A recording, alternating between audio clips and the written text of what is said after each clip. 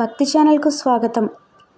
ఈ 2026 సంవత్సరంలో జనవరి 19వ తేదీ నుంచి ఫిబ్రవరి 17వ తేదీ వరకు మాఘమాసం ఉంటుంది. మాఘమాసం హిందూ క్యాలెండర్లో 11వ మాసము. పాపనాశకరమైన స్నానాలకు ప్రసిద్ధి. ఇది విష్ణుమూర్తికి ప్రీతికరమైనది మరియు ఉత్తరాయణ పుణ్యకాలంలో భాగము. మాఘమాసం అఘ అంటే పాపంను నాశనం చేస్తుందని అర్థము. కార్తీక మాసంలో దీపారాధనకు సమానంగా ఇక్కడ స్నానాలు ప్రధానము. సూర్యుడు మకర రాశిలో ఉండటం వల్ల ప్రత్యూష స్నానాలు సర్వ పాపాలను హరిస్తాయి, ముక్తిప్రదము. ఎంతో శక్తివంతమైన ఈ మాఘమాసం నెల రోజులు ప్రతి ఒక్కరూ కొన్ని నియమాలు అనేవి పాటించాలి.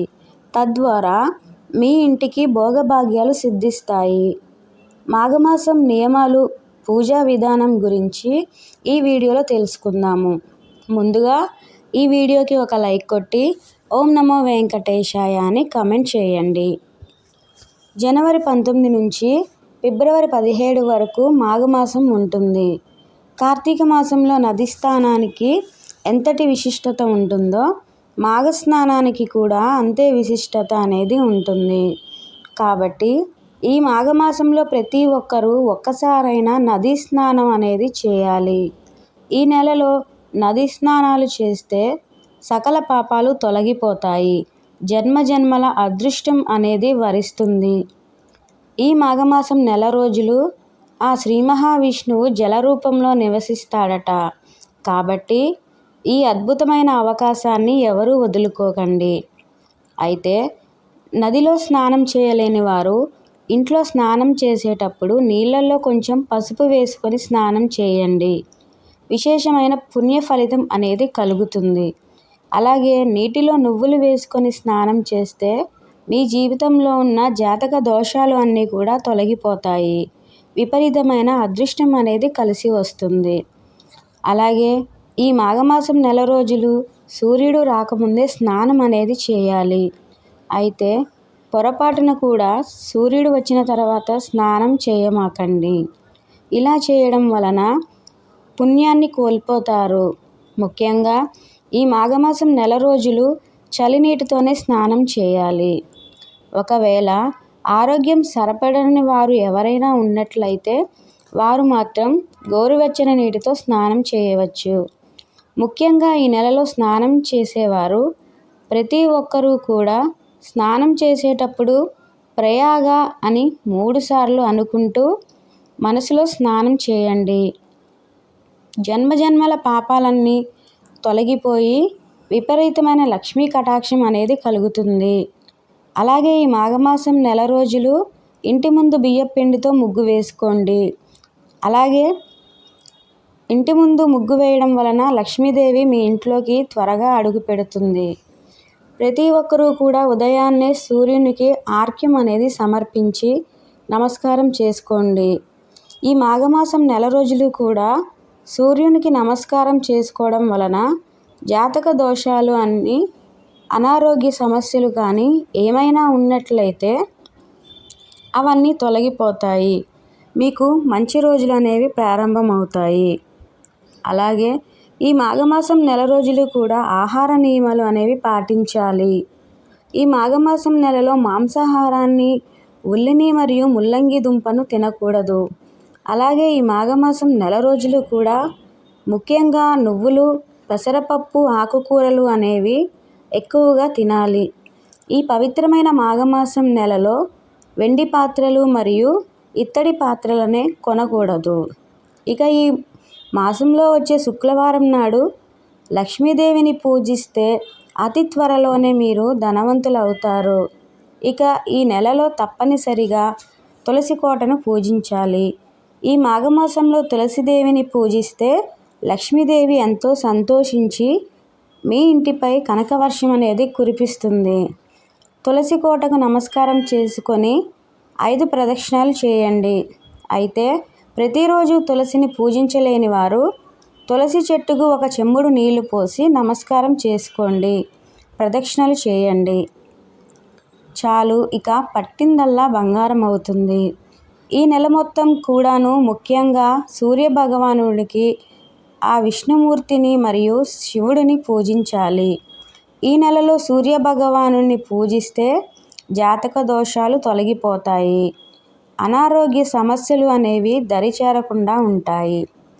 అలాగే ఈ నెల మొత్తము విష్ణుమూర్తిని గనుక పూజించినట్లయితే మీ పేదరికం తొలగిపోయి మీ కుటుంబానికి అష్టైశ్వర్యాలు కలుగుతాయి. ఇక పరమేశ్వరుని పూజిస్తే మీరు కోరిన కోరికలన్నీ త్వరగా నెరవేరుతాయి. ఈ మాఘమాసంలో దీపారాధన చేసేవారు ప్రతి ఒక్కరూ కూడా నువ్వుల నూనెతో లేదా ఆవు నెయ్యితో దీపం వెలిగించండి.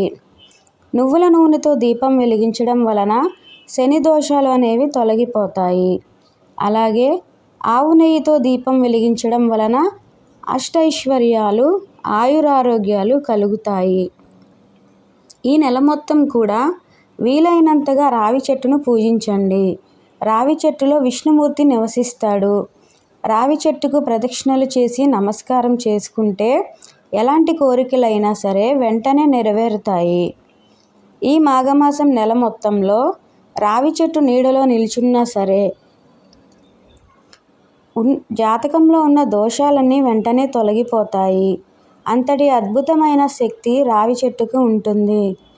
ఇక ఆ వెంకటేశ్వర స్వామి అనుగ్రహం మన కుటుంబంపై ఉండాలి అంటే ఈ మాఘమాసంలో వచ్చే ప్రతి శనివారం నాడు మీ పూజ గదిలో 3 పిండి దీపాలను వెలిగించండి. పూజ చేసి నమస్కారం చేసుకోండి.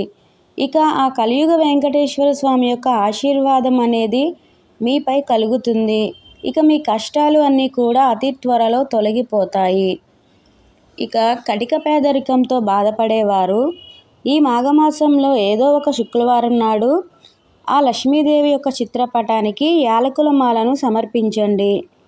ఒక తెల్లని దారం తీసుకొని దానికి పసుపు రాసి 21 యాలకులను గుచ్చి ఒక దండగా తయారు చేయండి. ఆ యాలకుల మాలను లక్ష్మీదేవి యొక్క చిత్రపటానికి వేయండి.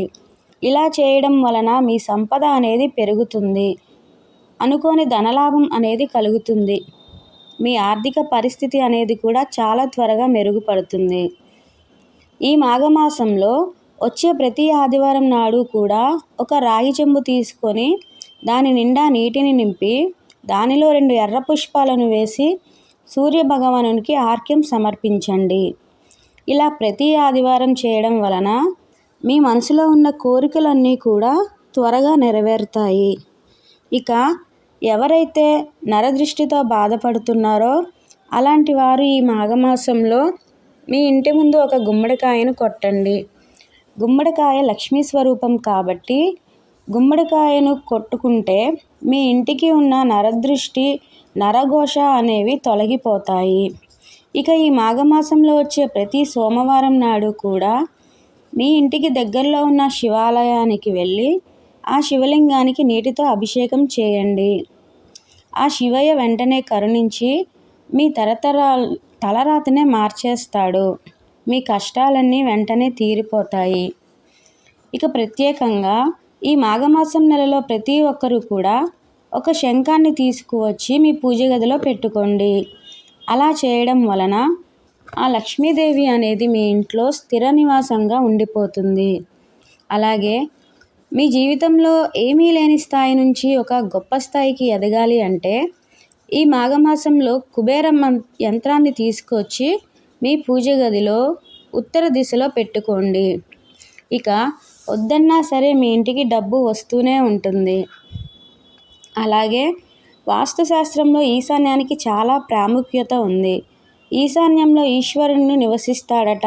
కాబట్టి ఈ మాఘమాసంలో ఒక గాజు గిన్నెలో నిండుగా రాళ్ళ ఉప్పును పోసి మీ ఇంట్లో ఉన్న ఈశాన్యం మూల పెట్టుకోండి. వారానికి ఒకసారి పాత ఉప్పును మార్చి కొత్త ఉప్పును పెట్టుకోండి. ఇలా చేస్తే మీ ఇంటి ఆదాయం అనేది క్రమంగా పెరుగుతుంది. ఇక మీ ఇంటిపై లక్ష్మీ కటాక్షం ఎప్పుడూ ఉంటుంది. అలాగే ఈ మాఘమాసంలో తప్పనిసరిగా బ్రాహ్మణులకు స్వయం పాకాన్ని దానంగా ఇవ్వండి. ఒక విస్తరాకులో బియ్యం, కందిపప్పు, బెల్లం, నెయ్యి, కూరగాయలు ఈ 5 వస్తువులను బ్రాహ్మణునికి దానంగా ఇవ్వండి.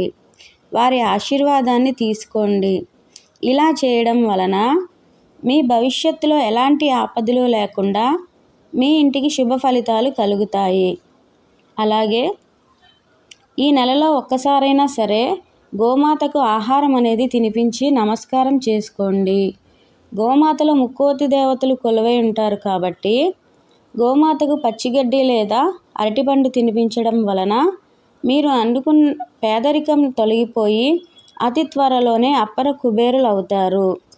అన్నిటికన్నా ముఖ్యంగా ఈ మాఘమాసంలో వచ్చే రథసప్తమి నాడు మరియు మాఘ పౌర్ణమి నాడు ఇంట్లో ఒక చిన్న దీపం వెలిగించినా చాలు అశ్వమేధ యాగం చేసిన పుణ్య ఫలితం అనేది లభిస్తుంది.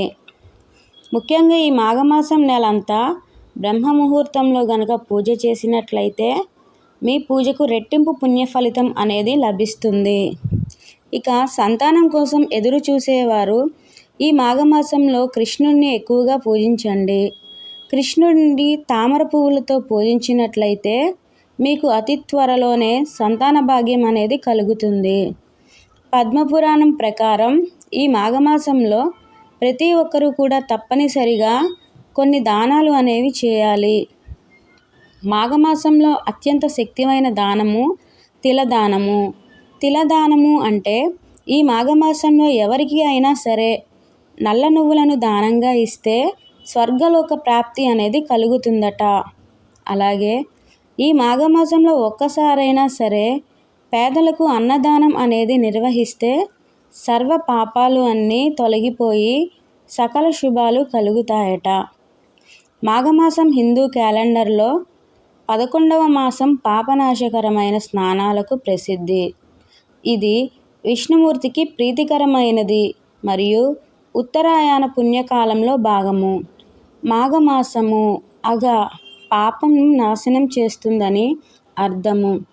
కార్తీక మాసంలో దీపారాధనకు సమానంగా ఇక్కడ స్నానాలు ప్రధానము. సూర్యుడు మకర రాశిలో ఉండటం వలన ప్రత్యూష స్నానాలు సర్వ పాపాలను హరిస్తాయి, ముక్తిప్రదము. దానాలు నువ్వులు, అన్నదానము, బెల్లము, ఉప్పు, గుమ్మడికాయలు, వస్త్రాలు, చెరుకు రసము, ఉసిరికాయలు, శుద్ధ తిథియ, బెల్లము, ఉప్పు, తిల చతుర్థి, నువ్వులు, దానాలు, పాపనాశకాలు. మంత్రాలు: స్నానమంత్రము, సూర్యమంత్రము,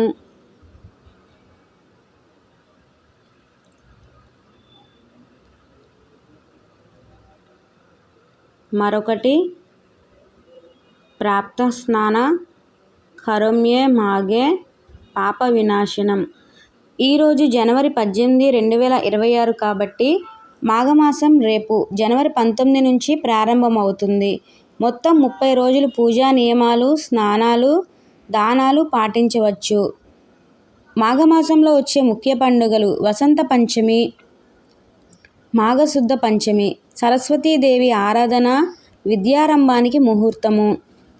రథసప్తమి, మాఘశుద్ధ సప్తమి, సూర్యదేవత పూజ, రథసప్తమి స్నానము ప్రధానము.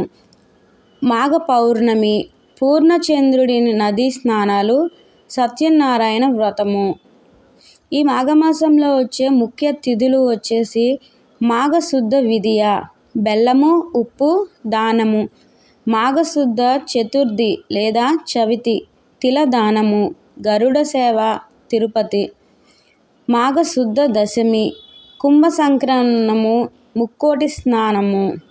మాఘ బహుళ చతుర్థి, మహాశివరాత్రి, ఫిబ్రవరి 17 నుంచి 16 నుంచి 17 సమీపము. తిరుపతి ఉత్సవాలు: ప్రణయకాలహ మహోత్సవము, చందనోత్సవము, బ్రహ్మోత్సవాలు, కళ్యాణోత్సవం వంటివి మాఘ బహుళ పక్షంలో జరుగుతాయి. ఈ విధంగా మాఘమాసం నెలంతా కూడా ఈ నియమాలన్నీ పాటించడం వలన మీ కుటుంబానికి శుభ ఫలితాలు అనేవి కలుగుతాయి. ఈ వీడియో మీకు నచ్చినట్లయితే లైక్ చేయండి, షేర్ చేయండి, సబ్స్క్రైబ్ చేసుకోండి.